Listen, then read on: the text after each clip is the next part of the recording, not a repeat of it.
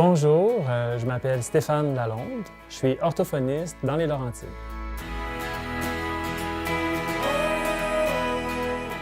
Se mettre à la hauteur de l'enfant, c'est en fait s'organiser pour que l'adulte et l'enfant aient le visage à la même hauteur. Un peu comme deux adultes qui communiquent entre eux. Ce qu'on cherche à faire, c'est l'adulte peut se pencher tout simplement pour parler à l'enfant.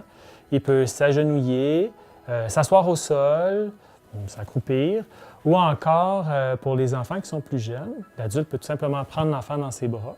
Donc en étant face à face, l'enfant a accès aux lèvres de l'adulte pendant que l'adulte parle et aussi à ses expressions faciales. Ça permet aux deux de communiquer en comprenant bien ce que l'un dit à l'autre. Se mettre à la hauteur de l'enfant, ça a un effet sur le développement du langage de par le fait que ça vient stimuler le langage et la parole chez l'enfant. Ça donne un modèle à l'enfant pour que lui-même sache comment placer ses lèvres pour bien articuler les sons ou bien prononcer les mots qu'il cherche à nous communiquer. Cette stratégie-là permet à l'enfant d'avoir accès à du non-verbal. Par exemple, nos expressions faciales, les hochements de tête, notre gestuelle, ou encore l'endroit où est-ce qu'on peut poser notre regard quand on parle. Ce sont tous des éléments essentiels pour que l'enfant comprenne bien le message qu'on lui donne, mais aussi sont essentiels à l'adulte pour bien comprendre ce que l'enfant communique. Aussi, ça va permettre à l'enfant d'avoir une meilleure estime de lui parce qu'il va avoir une considération réelle de l'adulte qui communique avec lui. Qui peut se mettre à la hauteur de l'enfant? C'est à peu près tout le monde.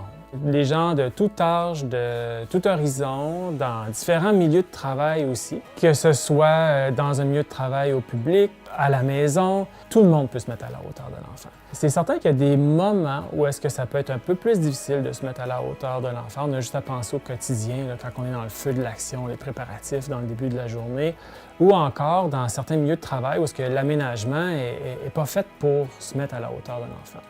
Ce qui est important dans ces conditions-là, c'est d'essayer de réfléchir à qu'est-ce qu'on peut faire pour aménager un environnement pour permettre de se mettre à la hauteur de l'enfant, ou encore, dans des situations où c'est un peu plus difficile, de réfléchir à des moments où est-ce qu'on peut saisir une occasion pour se mettre à la hauteur de l'enfant. Ce n'est pas nécessaire de le faire constamment, mais de saisir les occasions.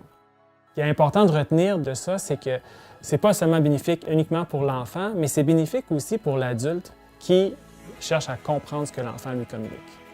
Le fait que tous et chacun appliquent cette stratégie-là de se mettre à la hauteur, ça pourrait avoir un effet d'entraînement sur la société en général. Je vous donne un exemple. Un parent qui irait à des rendez-vous médicaux ou encore qui ferait des commissions avec son enfant et qui serait témoin lui-même de différentes personnes qui se mettent à la hauteur de son enfant va avoir nécessairement un effet positif sur ce parent-là qui va lui-même appliquer cette stratégie-là au quotidien. Donc, le fait d'appliquer cette stratégie aurait un effet d'entraînement positif sur la société en général.